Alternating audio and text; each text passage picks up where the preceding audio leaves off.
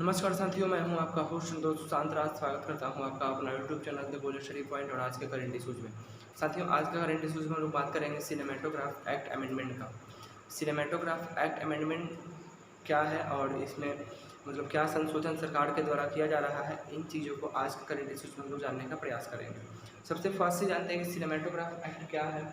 तो cinematograph act 1952 में लाया गया और इस एक्ट के थ्रू CBFC, जिसको आप सेंसर बोर्ड के नाम से जानते हैं, इसका पूरा नाम है central board of film certificate. Central board of film certificate जो करता क्या है, तो कोई भी मूवी हमारे कंट्री में निकलता है, इंडिया में कोई भी मूवी निकलता है, उस मूवी को ये कैटेगरी प्रोवाइड करता है, कौन सा कैटेगरी में ये बिलोंग करता है उसको कैटेगरी देता है। उसके अलावा अगर उसमें से किसी सीन को काटना है, जैसे इसको लग रहा है कि इस सीन से इस सीन से प्रॉब्लम है, तो उस सीन को काट करके हटाता है या फिर हटाने के लिए सजेस्ट करता है। उसके अलावा अगर इसको लगता है कि इस मूवी से देश को खतरा है तो उसको बैन करता है। इन तमाम मूवी पे कंट्रोल करने का काम कौन करता है? CBFC, सेंसर बोर्ड, जिसको हम लोग जानते हैं। इसी का कुछ एक्ट है, उसमें संशोधन किया जा रहा है। चलिए आगे जानते हैं इसको। तो इसके हेड कौन है? CBFC के हेड है प्रसून जोशी। ये कौन से मिनिस्ट्री के अंतर्गत आता है? ये ministry of information and broadcasting के अंतर्गत आता है, जिसके मिनिस्टर हैं प्रकाश जावड़ेकर। सबसे पहला चीज़ हम लोग समझते हैं कि CBFC तो बता दिए कि ये मूवी के ऊपर कंट्रोल करता है। जैसे आप लोग एक बार मूवी जो आया था पीके मूवी में काफ़ी ज़्यादा हंगामा हो रहा था कि ये मूवी नहीं चलना चाहिए, इसको बैन करना चाहिए। तो इस तरह का जो भी घटना घटता है मूवी से संबंधित, उसको CBFC ही देखता है। ठीक है, इसमें कुछ सुधार कर रही है सरकार। क्या सुधार कर रही है? देखिए, सुधार इसमें हो रहा है, इसमें 3 तरह का सुधार हो रहा है। ग्रांटिंग रिविजनरी पावर, सरकार ऐसा सुधार कर क्यों रही है? तो जैसा कि हम लोग जानते हैं आर्टिकल 19 हम लोगों को freedom of speech and expression provide करता है। हम लोगों को freedom of speech and expression article 19, जिसको फंडामेंटल राइट कहा जाता है, उनको प्रोवाइड करता है। लेकिन आर्टिकल 19 के सब क्लॉज 2 को जैसे ही आप देखिएगा तो उसमें लिखा हुआ है कि हम लोगों को बोलने का, अभिव्यक्ति का और भाषण का अधिकार तो है, लेकिन यह भी उसमें लिखा हुआ है कि हम लोग किसी ऐसे लैंग्वेज का कुछ अपने भाषण में कुछ इस शब्द का प्रयोग नहीं करेंगे जिससे देश को खतरा होगा। इस तरह कोई भी शब्द का प्रयोग हम नहीं करेंगे जिससे देश के अखंडता को खतरा होगा। ठीक है, तो इसी चीज़ को ध्यान में रखते हुए सरकार इसमें संशोधन करने जा रही है। संशोधन हो क्या रहा है? इसमें 3 तरह का संशोधन हो रहा है। ग्रांटिंग रिविजनरी पावर, इसका मतलब क्या है? इसका मतलब है कि इसको री एग्जामिन किया जाएगा। किसको री एग्जामिन किया जाएगा? तो CBFC के थ्रू। जैसे CBFC अभी वर्तमान में क्या है, कोई भी मूवी निकलता है तो सबसे पहले CBFC के पास जाता है। CBFC उसको जांच पड़ताल करता है कि मूवी सही है, कोई इसमें सीन काटने वाला नहीं ना है, सेंसर करने वाला नहीं ना है। उसके बाद उसको सर्टिफिकेट प्रोवाइड करता है। देन आफ्टर वो रिलीज वगैरह होता है, फिर चलता है।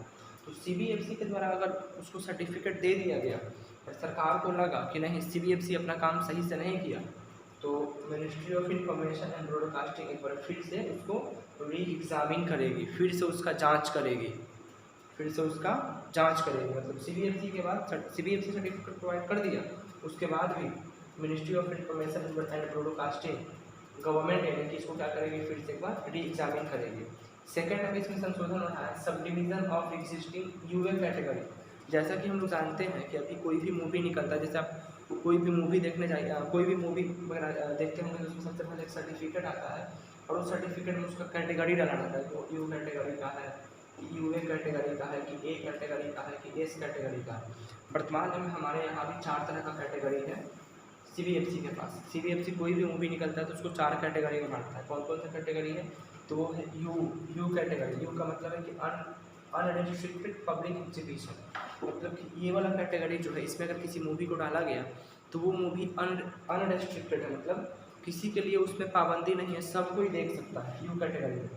UA कैटेगरी है कि unrestricted public exhibition subject to parental guide below than age of 12 years child, मतलब कि इस कैटेगरी में वैसे मूवी को रखा जाएगा जो मूवी 12 साल से कम उम्र के बच्चे को देखने लायक नहीं है।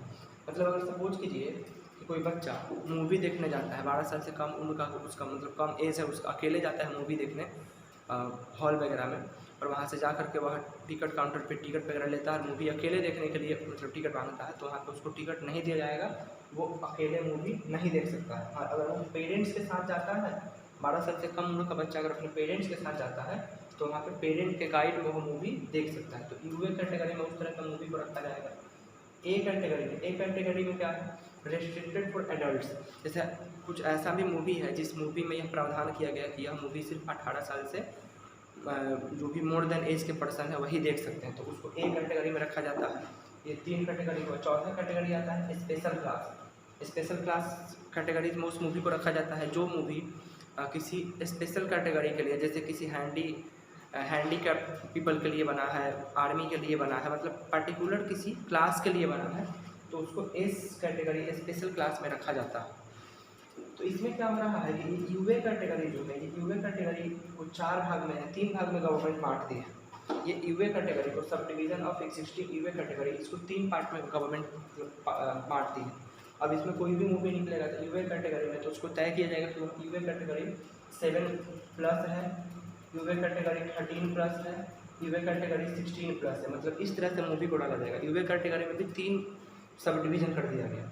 यूए 7+ में है कि यूए कैटेगरी में इसमें उस मूवी को डाला जाएगा जो मूवी पेरेंटल गाइड के अंदर बच्चा 7 साल से अधिक का बच्चा देखेगा, ठीक है। उसके बाद इसमें क्या होगा 13+ में, तो इसमें वैसे मूवी को रखा जाएगा जिस मूवी को पेरेंटल गाइड के अंदर में 13+ एज के बच्चे देख सकते हैं, और इसमें उस तरह का मूवी को डाला जाएगा जिस मूवी को पेरेंटल गाइड में 16+ एज के बच्चे देख सकते हैं।